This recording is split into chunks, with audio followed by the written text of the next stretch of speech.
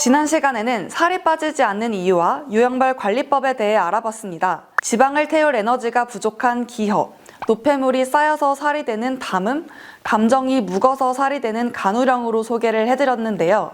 이 중에서 해당되는 항목을 찾으셨는지 궁금합니다. 지난 시간에는 생활 전반에 대해서 소개를 해드렸는데요. 오늘은 딱 짚어서 식습관, 즉 무엇을 먹어야 할까에 집중해서 말씀드려 보려고 합니다. 갱년기에 살이 잘 안 빠지는 건 단순히 운동 부족이나 식욕 조절 실패 때문이 아니라는 걸 아실 겁니다. 몸의 대사 시스템, 호르몬 균형, 심지어 감정까지 모두 복합적으로 바뀌는 시기이기 때문에 소시적 하던 굶는 다이어트로는 살이 빠지지 않습니다. 무조건 덜 먹고 더 움직이는 방식은 오히려 독이 될 수 있어 주의해야 합니다. 그것보다는 체질, 나이, 호르몬 변화를 고려한 특화 전략이 필요하죠. 갱년기 여성에게 정말 중요한 건 단순한 체중 감량이 아니라 몸의 밸런스를 회복하면서 자연스럽게 체중도 관리되는 건강한 다이어트입니다. 그래서 갱년기 다이어트에는 약선식이 중요합니다. 약선식은 한마디로 약이 되는 식사라고 할 수 있습니다. 칼로리를 계산하고 제한하는 식단이 아니라 내 몸에 지금 꼭 필요한 에너지의 재료를 채워주는 거라고 보시면 됩니다. 갱년기에는 여성 호르몬이 줄어드는 것에 그치지 않고 체질적으로 기운이 약해지기도 하고 노폐물이 잘 빠지지 못하기도 하고 감정 기복이 심해지기도 합니다. 이럴 때 필요한 건 내 몸 상태를 이해하고 거기에 맞는 식사를 하는 것이겠죠. 패턴별로 알맞은 식사법을 소개해드리겠습니다. 첫 번째 소개해드릴 유형은 기허형이라고 해서 기운이 없고 붓기가 살로 가는 유형입니다. 조금만 먹어도 살이 찌는 타입인데요. 이런 타입은 몸이 쉽게 지치고 조금만 움직여도 피곤해합니다. 먹는 양은 많지 않은데도 몸이 자꾸 붓고 살이 붙는 듯한 느낌을 받죠. 에너지의 재료인 음식이 들어오는데 그걸 에너지원으로 바꿔주는 기가 부족한 상태라고 할 수 있습니다. 이런 분들은 따뜻하고 기를 북돋는 음식이 도움이 될 수 있습니다. 추천할 만한 음식 재료로는 황기, 대추, 인삼, 찹쌀, 단호박 등이 있는데요. 부드럽고 따뜻한 요리로 만들어 드시는 것이 좋습니다.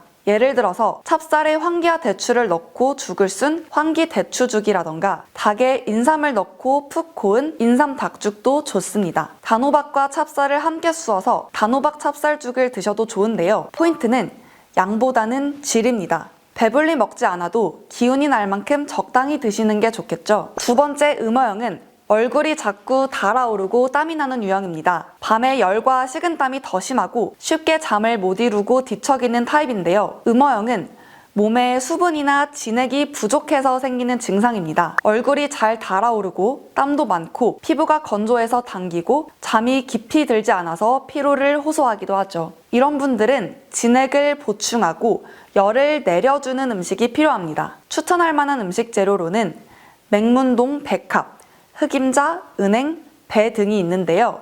입맛은 자극적이지 않고 촉촉하고 부드럽게 조리하시는 것이 좋습니다. 예를 들면 맹문동으로 죽을 쑤어서 드신다던가 검은 깨 두유를 드시는 것도 좋죠. 백합으로 맑은 국을 끓여서 드시는 것도 좋고 은행을 밥에 넣어 짓는 것도 좋겠습니다. 단 맵고 기름진 음식은 열을 올릴 수 있기 때문에 절대 주의하시고 야식은 절대 금물이라는 점 잊지 마시기 바랍니다. 세 번째 담음형은 속이 더부룩하고 배가 잘 나오는 유형입니다. 몸은 말랐는데 배만 나오고 조금만 먹어도 붓고 살이 찌는 타입이죠. 뭔가 계속 속이 차 있고 뱃속이 늘 묵직한 느낌입니다. 변도 시원치 않고 몸이 자주 붓죠. 한의학적으로는 몸 안에 습기나 담음이라고 해서 노폐물이 쌓인 상태라고 할 수 있습니다. 이런 분들에게는 따뜻하게 속을 덮여주고 수액대사를 도와주는 음식이 필요합니다. 추천할 만한 음식으로는 연근, 무,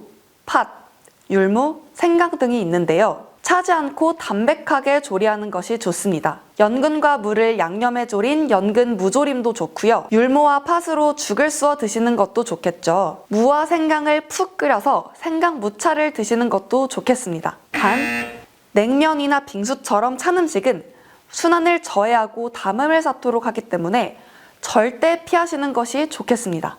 네 번째 감기울결형은 스트레스를 받으면 폭식을 하는 유형입니다. 감정 스트레스로 폭식을 하고 단계에 당기는 타입이죠. 감정 기복이 심하고 스트레스를 받으면 자꾸 당기고 폭식을 하게 됩니다. 잠도 불규칙하고 식사 시간도 들쭉날쭉해서 살이 허벅지나 복부에 몰리는 경향이 있죠. 간기울결형은 스트레스를 담당하는 간의 기운이 막혀서 생기는 현상입니다. 이런 분들에게는 마음과 몸의 순환을 도와주는 음식이 필요합니다. 추천할 만한 음식 재료는 향부자, 국화, 매실, 청피, 시금치 등이 있는데요. 매실청 소스로 맛을 낸 샐러드나 국화차, 청피소엽차 등 한방차를 즐기는 것도 좋겠습니다. 간기울결형에서 정말 중요한 것은 루틴입니다. 식사와 수면 시간도 매일 같은 시간으로 규칙적으로 가져가시는 게 좋고요.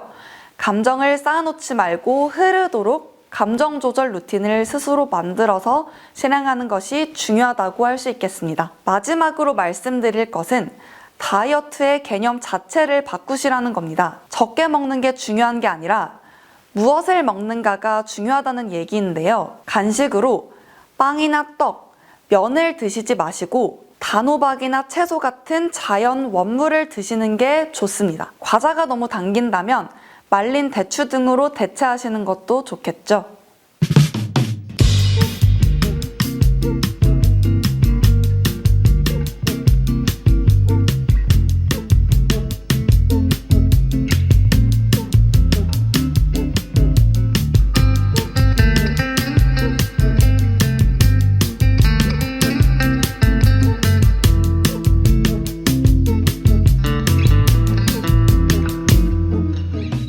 이렇게 갱년기엔 그냥 적게 먹는다고 살이 빠지지 않습니다. 내 몸의 기운이 약해져서인지, 노폐물이 쌓여서인지, 감정 스트레스 때문인지를 먼저 파악하고 거기에 맞는 치료를 받는 것이 중요하다 할 수 있겠습니다. 여기에 생활 속에서 알맞은 식재료와 조리법으로 몸을 회복시켜야 진짜 살도 빠지고 몸도 가벼워질 수 있습니다.